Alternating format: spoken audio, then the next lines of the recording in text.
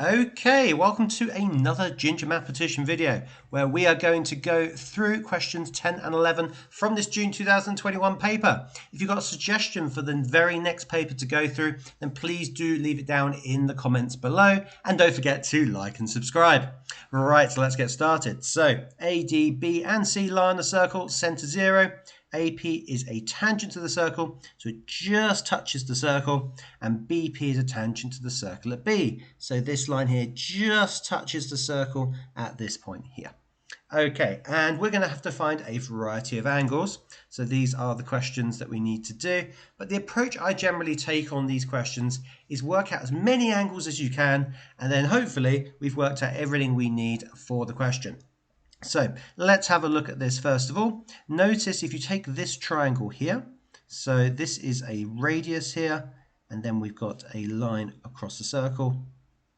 And here, this is an isosceles triangle, i.e. this length is the same as this length because these are both radii, okay? They're both radiuses. So the way we can work out this angle, we know these angles have to be the same and a triangle adds up to 180. So the calculation I'm going to do here is 180 minus 142. If I do this, again you can use your calculator for these calculations, then that is going to give us 38. And so we need these angles add up to 38.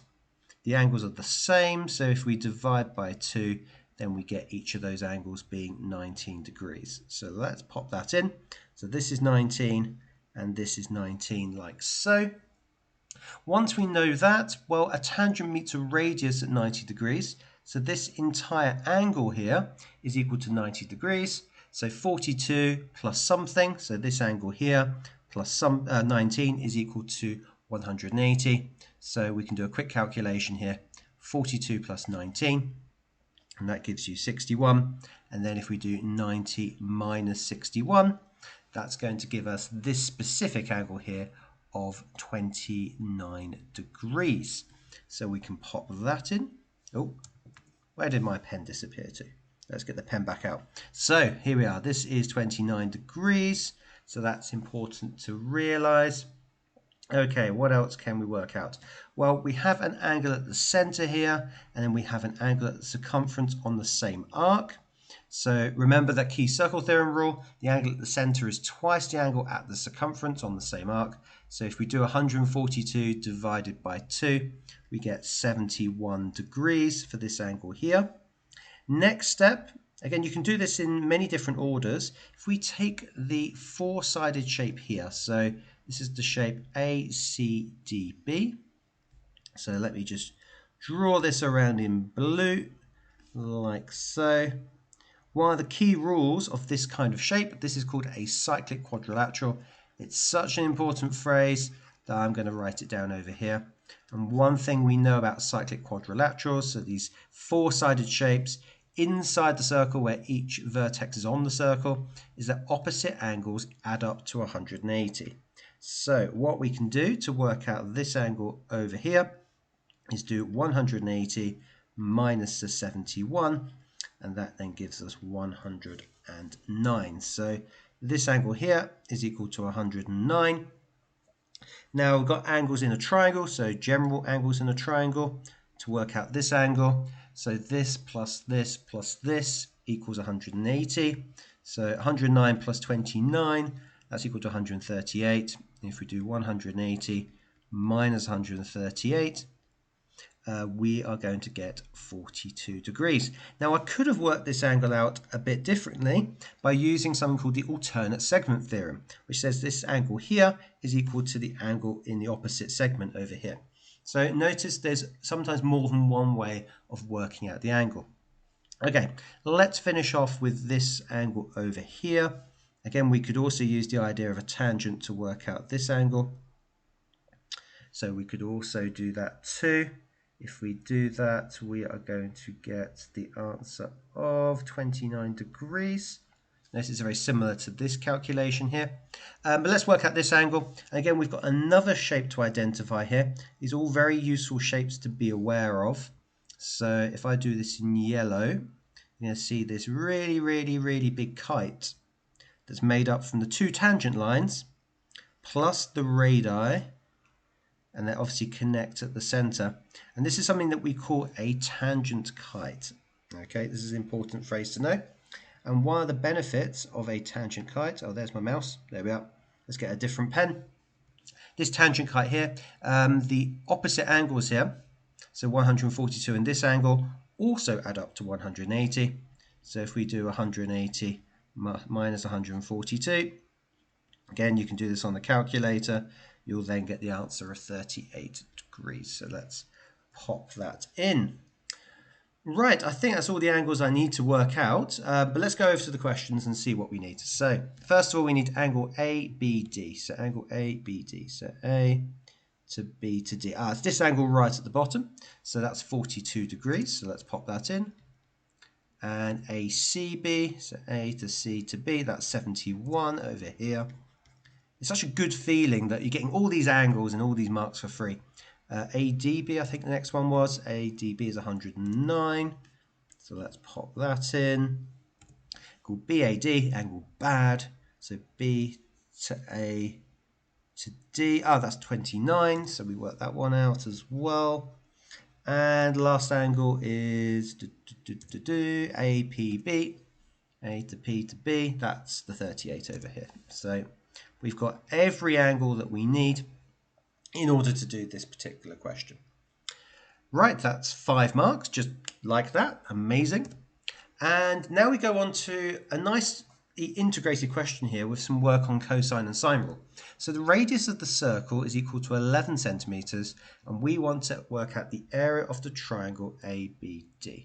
Now what I would do is actually take this particular shape and then draw it out. So we're looking for ABD, and we're told the radius is equal to 11 centimeters. So rather than draw it on this diagram, I'm going to draw out a separate diagram. So we'll start with, we can ignore the circle actually now. So this is 11 centimeters, this is 11 centimeters. So I'm copying out what I need. This is 142 degrees. This connects up like so, and then we've got another triangle over here. So this is good for me to just go over all the angles that I've got. So this is 29, this is, I think it was 108, 109, this is 42. I don't have any other lengths, and let's just label the coordinates O, A, B, and D. So this is O, this is A. In the exam, I'd make this slightly bigger so you can really see what's going on. And so what we need to do is work out the area of the triangle ABD. So just a reminder of exactly what we need. Okay, so the first thing that comes to mind is we need some more sides. This is really important. And notice we've got 2 sides here, the included angle, and then we want to find this so-called missing side here. So this lends itself to the cosine rule. Now the cosine rule, this is on your formula sheet, is equal to c squared is a squared plus b squared minus 2ab cosine of c, where c is the missing side, and 11 are the a's and b's, and then the cosine of the angle, which is 142. So we pop this into the formula. So x squared is equal to 11 squared plus 11 squared minus 2 times 11 times 11 times the cosine of 142. And this is the answer for x squared, so we want the square root of this calculation. So 11 squared plus 11 squared minus 2 times 11 times 11 times cosine of 142. So let's go to my calculator and work this out. Okay, so we're going to go on the normal calculating function, our calculator, and what we're going to do here is work out the square root of 11 squared plus 11 squared minus, I'm going to put this in brackets to be doubly sure, 2 times 11, not 111, too much, 11 times, and trig will give us the cosine, you can write COS as well, of 142, and let's close some brackets here, Okay, so make sure this is also in degrees, otherwise you'll get the incorrect answer. We press the enter button. Sometimes it'll give you an exact value, so we can always click Control Enter, and it will give you to whatever float you've organized this to. So we get 20.8014. So let's write that in. So x is equal to 20.8014 ...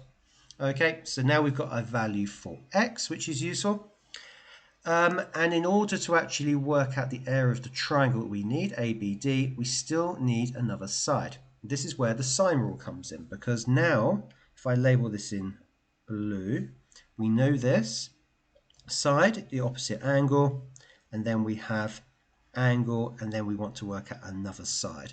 So this lends itself to the sine rule.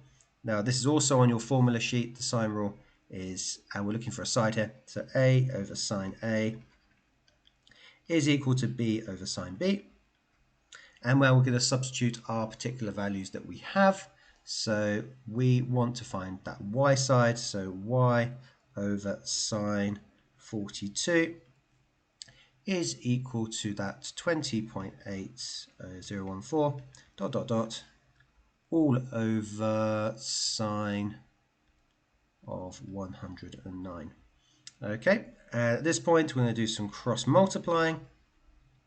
So that gives us y sine 109 equals 20.8014 ... sine 42. And then to get the y on its own, we divide through by sine 109. Hopefully this is all going to fit. So 20.8014 ...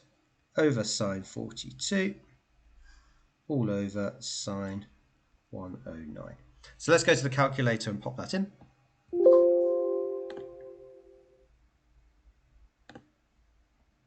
Okay, so myself, so we're going to take the answer, times it by sine 42.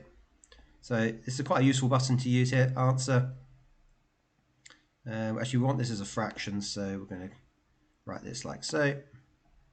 Times, again, you can use the trig button to get the sine and cosine.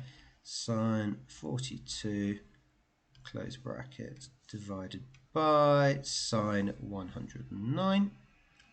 So trig sine 1. No, I'm happy with sine. Don't want too many signs. There we are.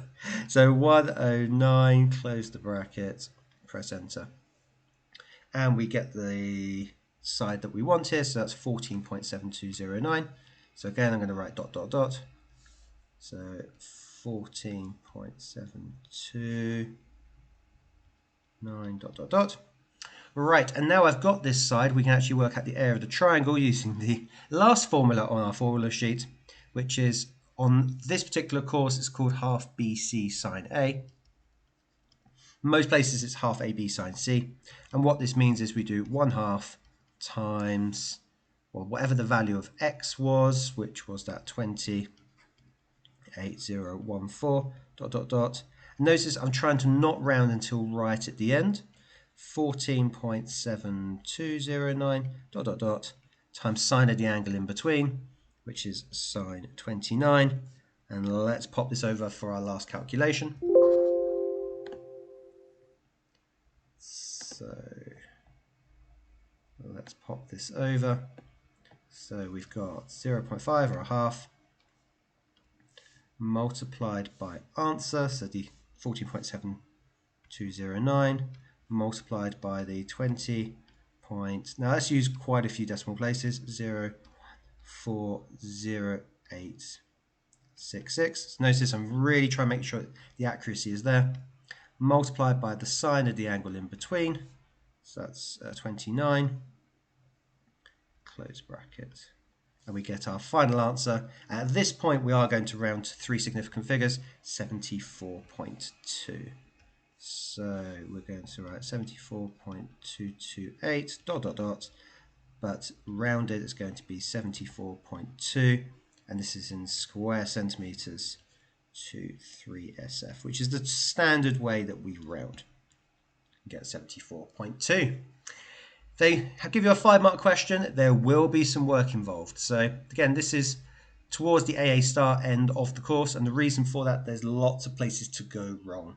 So make sure you draw a clear diagram, make sure you find the information you need to work out the area of the triangle one step at a time. And the mark scheme is there, and as you can see for 10B, it is slightly on the complicated side. The 1 mark questions are straightforward, just write in the answer, but you can see where you pick up method marks. So even if you got some of the sides wrong, or as you went along, or the angles wrong, you still picked up a lot of method marks for showing you're working just like I did. And on to the very last question, question 11. And this was a strange question to appear. Never seen a question like this before, so please, if you're looking for those higher grades, please revise this. So using a suitable sketch, that's really important. So we have to sketch this. Can't just find the answer. Solve 5 to the power of x is equal to 10. Now generally, as soon as you're given some kind of graph, you need to be thinking graphical display calculator. So what we're going to do, our strategy, is we're going to type in the left-hand side as one function. We're going to type in the right-hand side as one function, and then find the intersection point. Hopefully I've got room to draw the diagram in a moment. So let's go to my graphical calculator. I'll show you how to do this. So now we need to go to the graph function. So there's a graph function here. And we're going to type in the first function. So that was 5 to the power of x. Now the way you do this, you click on 5, you click on this chevron key here, and then you can just type in x, use the buttons at the bottom. You press enter, and we get a graph. That's cool. And now we're going to press the tab button, and we're going to type in our second function, which is just the 10. And notice, we can't see the 10 actually on the graph. And the reason for that is I need to drag slightly, and you can see now that you've got your exponential function and then the straight line for the number. What we need to do at this point is we are going to go to menu and find the intersection point. I've done this a few times now already. So analyze graph intersection, click before, click after, and then you can read off that particular value. So the answer here is going to be 1.43. However, they have asked for a suitable sketch, so I would draw what I did on my GDC onto the actual graph itself. Now, I can do this a bit more quickly. Oh, you can see me there in the background.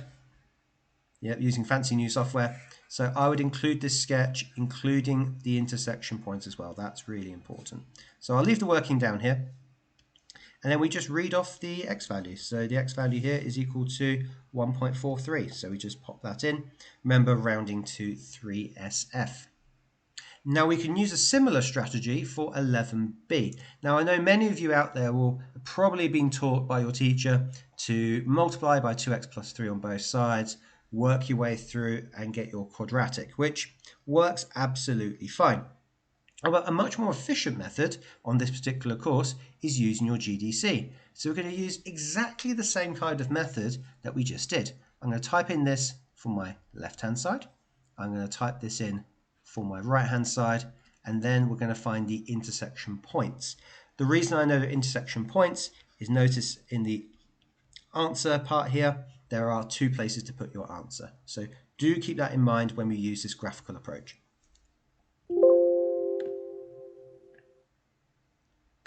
Okay, so we're going to start a new document. It always keeps things more straightforward. So add graphs. And the first thing we're going to do is we're going to add in 6x minus 1. So the left-hand side, which is going to give us a straight line.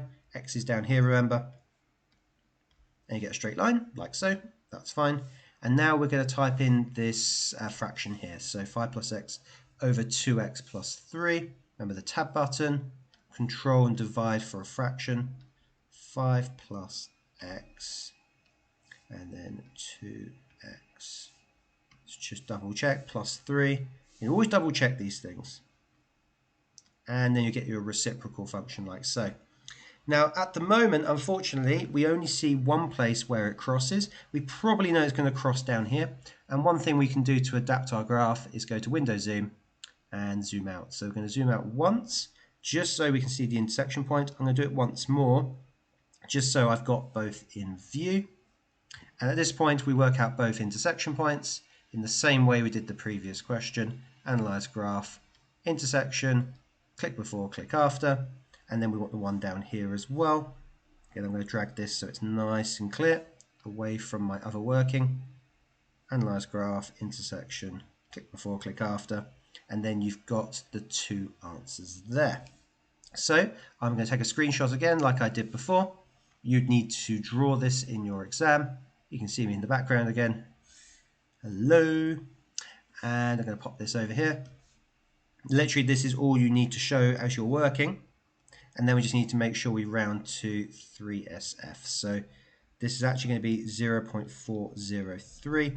Remember, when rounding, you ignore the first 0, first, second, third. That's important. And then this one will be minus 1.65, like so. Notice by using this graphical calculator method, you really do make your life easier, and you can double check your working as well, and you're less likely to make mistakes. So I really do encourage you to use your graphical calculator. You can see the solution I've provided for 11b is the sketching version of this, but you can see we've got a sketch 6x minus 1, the straight line, a sketch of the reciprocal function for 2 marks, and then our two answers, 1, 2, down the bottom. Hope you enjoyed this video. Again, if you want me to go through a particular video, then please do let me know, whether it is iGCSE Cambridge, iGCSE Edexcel, IB, A-Level. Just let me know, and I'll be more than happy to put one together for you.